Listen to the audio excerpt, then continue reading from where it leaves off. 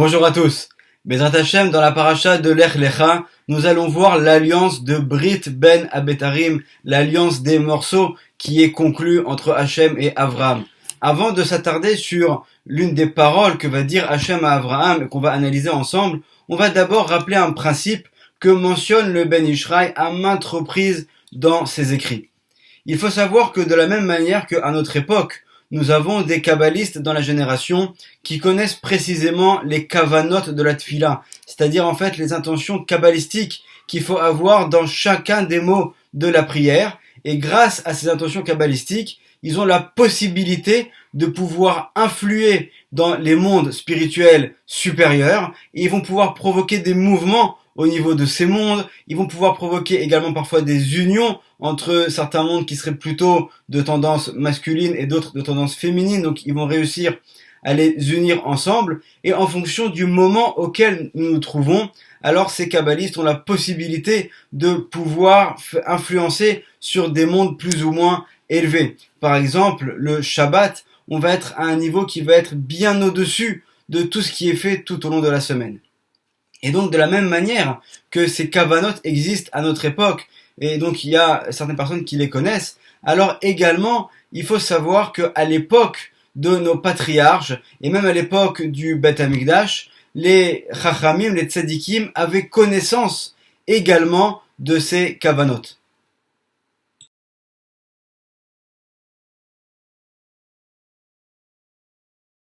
Il est rapporté que les élèves du Baal Shem Tov avaient cette habitude que à chaque action qu'ils allaient accomplir, ils allaient toujours avoir une kavana particulière. Pourquoi ? Parce que lorsqu'on dit que l'homme a été créé à l'image d'Hachem, Betselem Elohim bara Oto, c'est ce qu'on a lu il y a quelques semaines dans la paracha de Bereshit, comment est-ce qu'on pourrait dire que l'homme a été créé à l'image d'Hachem ? On sait que Hachem le Havdil n'a aucun corps, n'a aucune chose qui pourrait ressembler à un corps. Il est pour nous totalement imperceptible. Donc comment est-ce qu'on pourrait dire qu'on a été créé à son image ? Puisqu'il n'y a pas d'image de référence comparable à nous qui sommes des hommes limités de chair et de sang avec une âme qui est rentrée dans ce corps. Et donc pour expliquer cela, nous enseignent les sages de la Kabbalah qu'en fait, nous sommes à l'image des lumières divines qui descendent dans ce monde. Et de la même manière que ces lumières divines ne descendent pas d'une manière comme une ligne droite, mais elles descendent en fait sous forme de corps. Alors de la même manière également, nous aussi, nous avons un corps et à l'intérieur de ce corps une âme qui sont à l'image de ces lumières divines qui descendent jusqu'à nous. Et donc, les élèves du Baal Shem Tov, qui étaient conscients de cela, savaient que lorsqu'ils allaient bouger la main pour faire quelque chose, ne serait-ce que même pour prendre un objet ou au moment de manger, lorsqu'ils étaient à table, etc., ils avaient donc ces kavanotes de savoir que puisque eux, ils sont à l'image d'Hachem, ils sont à l'image de cette lumière et de la manière dont sont faits les mondes spirituels, donc lorsque eux, en bas, ils vont faire une action, ils vont pouvoir, grâce à leur action et grâce aux pensées kabbalistiques qu'ils vont avoir, réussir également à influencer ce qui va se passer dans les mondes supérieurs. Alors si c'était le niveau inimaginable qu'avaient les élèves du Baal Shem Tov il y a quelques centaines d'années, on peut imaginer de quel niveau étaient nos patriarches comme Abraham, Yitzhak et Yaakov, qui eux étaient à un niveau encore plus élevé, puisqu'on voit déjà qu'à cette époque, même les gens qui sont éloignés de la Torah connaissent déjà les principes, les manières dont les mondes fonctionnent, ils connaissent beaucoup de secrets, ils connaissent l'astrologie, donc ils avaient déjà une très très grande connaissance. Donc tout ce qui nous est raconté dans ce livre de Bereshit, et là nous commençons la première paracha qui nous parle concrètement de Abraham. On en avait un petit peu parlé sur la fin de la paracha de Noach, mais là on va commencer à voir maintenant ses péripéties. Donc il faut comprendre que tout ce qu'on va voir au niveau des patriarches, ce sont en fait des actions qui sont précisées dans la Torah. Et parfois, la Torah nous parle d'actions qui a priori paraissent insignifiantes. Mais c'est que, en fait, à travers ces actions, il y a également une répercussion au niveau des mondes spirituels que vont faire nos patriarches. Après avoir fait cette introduction, on va donc pouvoir s'attarder à la parole qu'a prononcée Hachem à Avraham au moment donc de Brit Ben Ametarim. Au moment de cette alliance, à ce moment-là, Avraham va voir en prophétie tous les exils qu'il va y avoir. Et Hachem va donc le rassurer en lui disant, c'est au premier verset du 15e chapitre, Al Tira Avram, n'aie pas peur Avram. À ce moment-là, il s'appelle encore Avram et non pas Avraham. Anochi, moi Hachem, Magen Lach, je suis ton défenseur, ton protecteur. Secharecha arbe meod, ta récompense est très importante. Et on va s'attarder sur les mots Anochi Magen Lach, je suis ton protecteur. Pourquoi est-ce que Hachem n'a pas dit par exemple Ani Magen Lach? Le mot Ani qui signifie moi, c'est a priori la même chose que le mot Anochi. Donc pourquoi avoir dit le mot Anochi? Nous fait remarquer le Ben Ishraï dans son livre Benayahu Ben Yehoyada de commentaires sur la paracha que le mot Anochi a pour même valeur numérique que le mot Kissé, qu'une chaise. Alors quel rapport il y a entre ces deux mots-là? On va le comprendre tout de suite. En fait, nous aujourd'hui, puisqu'on a parlé des mondes supérieurs, notre globe terrestre se trouve dans la plus basse des sphirotes du Olam Asiya. Il y a en fait 4 mondes desquels nous pouvons parler. Il y a au-dessus de ces mondes-là d'autres mondes sur lesquels il y a très peu d'écrits, puisqu'ils nous concernent moins, puisque nous n'avons pas de possibilité d'influence sur ces mondes-là, qui sont au-dessus. Mais par contre, il y a 4 mondes desquels nous pouvons parler, qui sont mentionnés dans la Kabbalah, qui sont donc le Olam Asiya, qui est le plus bas de tous ces mondes-là, dans lequel se trouve notre globe terrestre, au plus bas du Olam Asiya. Au-dessus du Olam Asiya, nous avons le Olam Yetzira. Au-dessus du Olam Yetzira, nous avons le Olam Bria.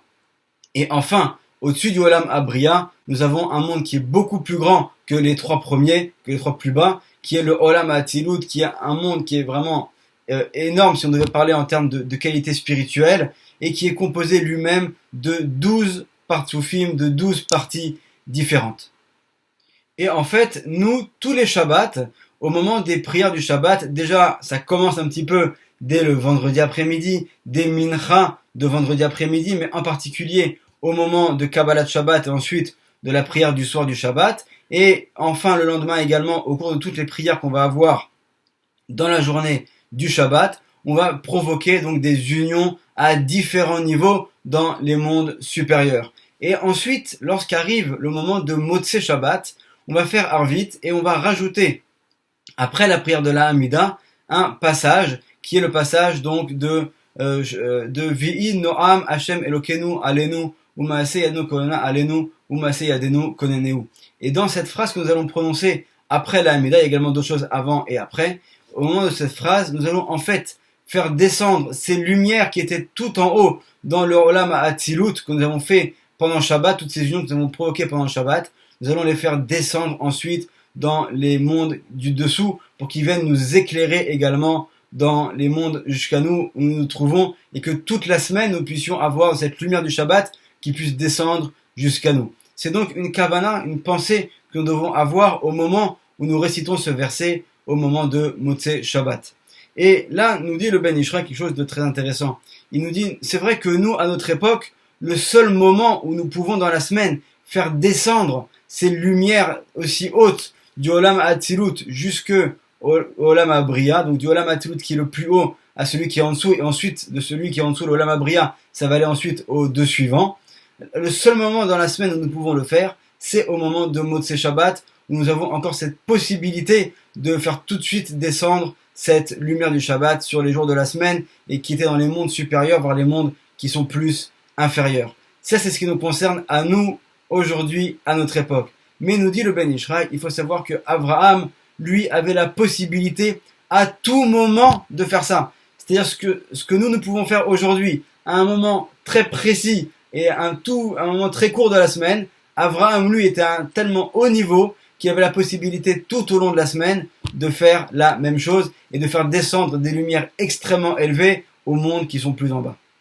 Et nos sages nous enseignent que le Olam Bria, donc celui qui est juste en dessous du Olam Hatzilut, s'appelle le Olam Kissé, le monde du trône. C'est le monde en fait où on va être assis, et c'est la raison pour laquelle également, de la même manière que nous avons 4 mondes, alors notre prière du matin aussi se sépare en 4 parties, et au moment où nous faisons monter des étincelles de sainteté de la journée, nous les faisons monter au Olam Bria, c'est au moment du Yotzer, juste avant le Shema, et c'est la raison pour laquelle à ce moment-là nous devons obligatoirement être assis. C'est pas pour rien que nos sages ont enseigné cela dans la Halacha. Donc le Olam Bria est appelé le Olam Kissé. Et donc lorsque Hachem dit Anochi, le mot Anochi, moi, a également, si on s'éloigne un petit peu du texte littéral, il a pour valeur numérique la même valeur numérique que le mot qui c'est. C'est-à-dire que le mot Anochi fait allusion donc au Olam Abria. Et entre parenthèses, c'est pas pour rien que nos sages nous enseignent que les Neshamot du Ham Israël se trouvent où? Mitachat le Kisei Hakavod, elles se trouvent en dessous du trône céleste. C'est-à-dire qu'en fait, on nous enseigne ici, dans les textes de nos sages, l'origine de nos Neshamot qui viennent du Olam Abria. C'était juste pour la parenthèse. Et donc, pour revenir à notre verset, nous dit le Ben Ishraï, donc Anochi fait allusion donc au Olam Abria, Magen Lach. Le mot Magen, c'est en fait la même valeur numérique que le mot qui c'est, sauf que à ce mot de qui c'est qui fait allusion au Olam Abria, comme on l'a dit, on ajoute également la valeur numérique en plus, le chiffre 12, et on obtient le mot Magen. Et nous dit le Ben Ishraï, en fait, qu'est-ce que Hachem vient rappeler à Abraham? Il vient lui montrer quelle force spirituelle va avoir Abraham. Abraham a cette possibilité que de faire descendre dans le Olam Anochi, dans le monde qui s'appelle Anochi, qui est Olam Abria, il peut faire descendre le Magen, Magen Lach, c'est-à-dire que le Magen, il est pour toi Abraham, tu as cette possibilité de faire descendre le Magen. Qu'est-ce que le Magen? C'est le Olam à Kisei, comme on l'a dit, donc le Olam Abria, plus 12, les 12 qui font allusion aux 12 parties qu'il y a dans le Olam à Atzilut. C'est-à-dire qu'en fait, finalement, Abraham a cette possibilité, à tout moment, lorsqu'il le souhaite, de faire descendre une lumière du Olam Atzilut qui est composé de 12 parties dans le Olam Abria, qui s'appelle également le Olam à Kisei. Donc, grâce à cet enseignement, on comprend la grandeur de Avraham Avinu. C'est la raison pour laquelle également le Zohar HaKadosh nous parle de Avraham Avinu déjà dans la paracha de Bereshit. Pourquoi? Parce que Avraham est le pilier du monde. Sans lui, il n'y aurait pas eu de continuité dans ce monde. C'était le premier qui va comprendre Hachem, qui va comprendre le monothéisme et qui va donc le faire répandre autour de lui. Le Ben Ishraï nous donne également un autre enseignement sur ce verset. Il nous dit, lorsqu'on parle du mot Anochi, le mot Anochi, on peut le diviser en deux. Si on reprend les lettres qui s'écrit Aleph, Nun, Chaf, Yud, on retrouve le mot Ani, qui signifie moi, et la lettre Kaf. Et nous dit le Ben Ishraï, comme c'est rapporté dans les écrits du Harizal, que le mot Ani fait allusion à la Malchut, c'est-à-dire la sphère, la sphira la plus basse. Et le Chaf fait allusion au Keter, qui commence également par la lettre Chaf. Donc en fait, on voit que dans le mot Anochi, on a l'ensemble des 10 sphirotes. Donc le mot Anochi fait allusion également au chiffre 10. Et donc également Hachem va donner ici une petite allusion à Abraham et lui dire, grâce aux 10 épreuves que tu vas avoir Abraham, comme c'est rapporté par nos sages, tu vas ensuite mériter de pouvoir avoir Magen Lach. Grâce à ces 10 épreuves que tu vas avoir et que tu vas réussir à surmonter, et la plus dure d'entre elles, et la dernière, va être la Akedat Yitzhak, tu vas avoir une protection particulière. Et cette protection particulière que Abraham va mériter, également sa descendance va en bénéficier, et c'est la raison pour laquelle ils vont réussir à pouvoir expulser les 10 peuples qui vivaient dans toute la période, tout l'endroit de Canaan. Pour l'instant, il n'y en a que 7, et il y en a encore 3 qui sont prévus pour la fin des temps. Ça, c'est une première chose, un premier mérite, grâce également à Abraham. Et aussi, Hachem met ici une allusion au fait que le mot Anochi nous fait à tous penser au mot Anochi, Hachem, Elokecha, Asher Oteticha, Meretz Mitzrayim, au premier mot des 10 commandements que vont mériter les Béné Israël. Donc en fait, grâce à la source, grâce à Abraham qui va arriver à un tellement haut niveau spirituel, alors on va mériter également de recevoir Eretz Israël, de recevoir également la Torah avec les 10 commandements. On voit donc ici la grandeur de Abraham. Et c'est pour nous un enseignement de comprendre que tout ce qui nous est raconté dans la Torah et dans les écrits de nos sages également, et tous ces détails dont on va parler dans le livre de Bereshit, font en fait allusion à des choses extrêmement élevées. Abraham, Yitzhak, Yaakov, les patriarches, les pères des tribus, tous les personnages qu'on va rencontrer dans notre Torah ne sont pas juste des personnages simples, comparables à nous. Il s'agit véritablement de piliers du monde, de personnages qui ont une envergure qui est pour nous inimaginable, qui ont un poids spirituel qui est vraiment pour nous imperceptible. Et on voit donc la grandeur qu'ils vont avoir, que dans toutes leurs actions, ils vont réussir à pouvoir influencer dans les mondes supérieurs.